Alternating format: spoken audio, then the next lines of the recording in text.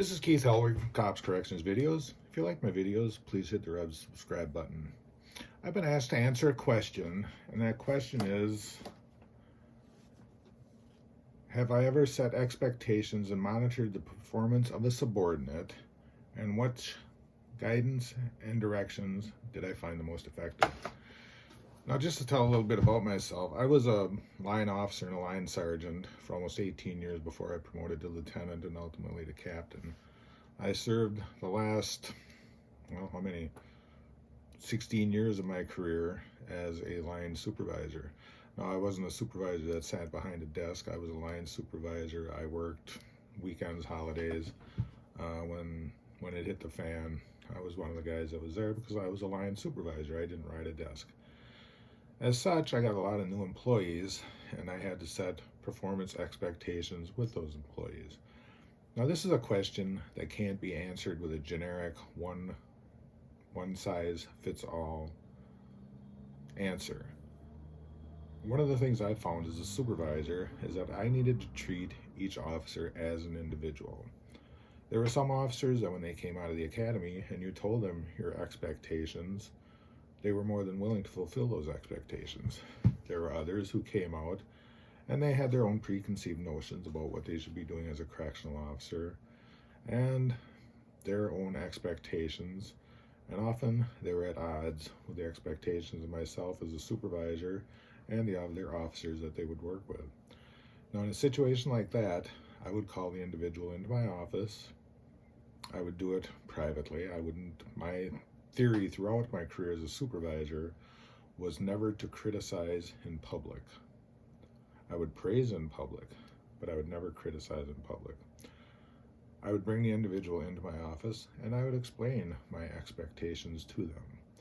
And I would make sure that they understood what my expectations were. I didn't explain it in vague terms. I told them exactly what my expectations were.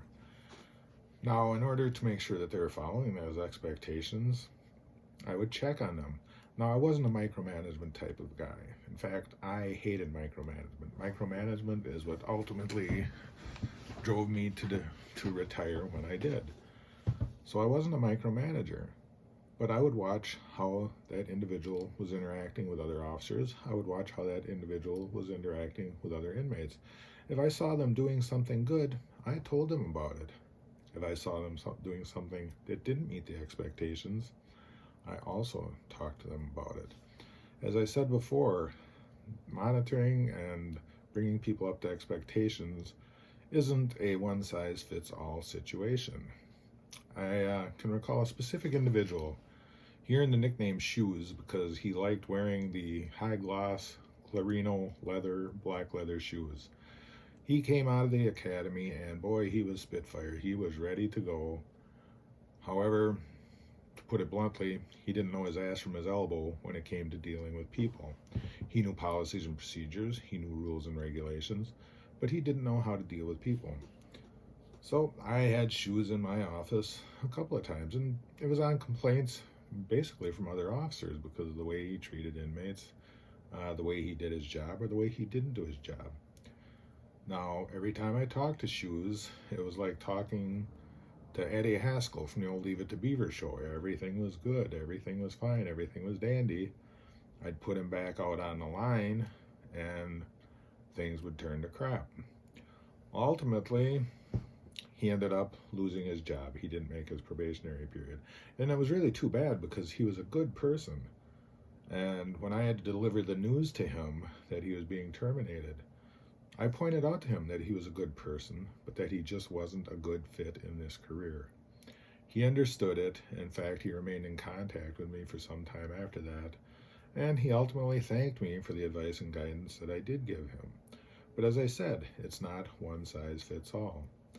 On another occasion, I had a lieutenant who was having a problem with use of force situations.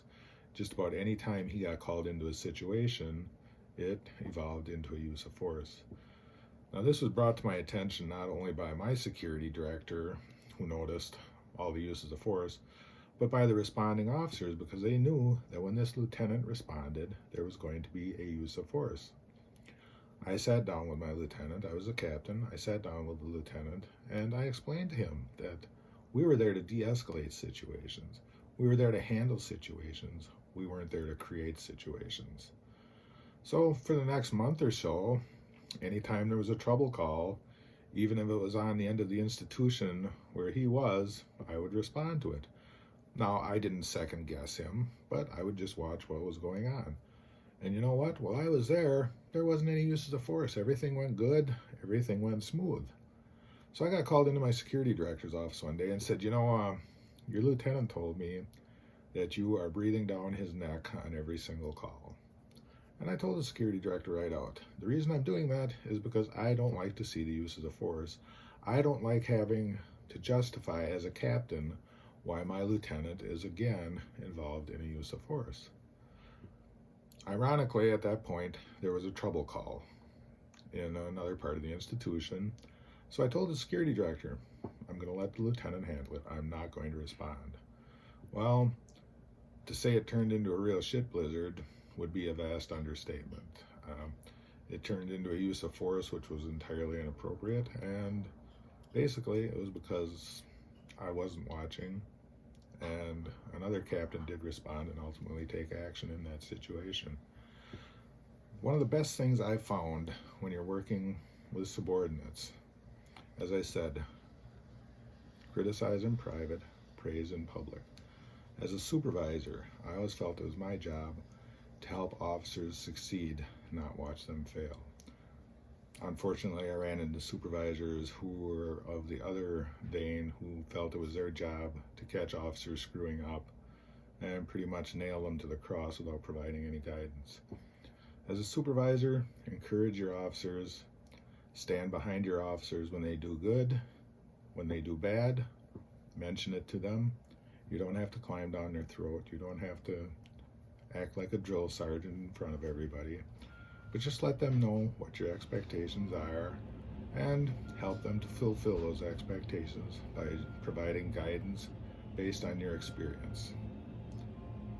This is Keith Helwig from Cops Corrections Videos. Until next time, stay safe and watch your back.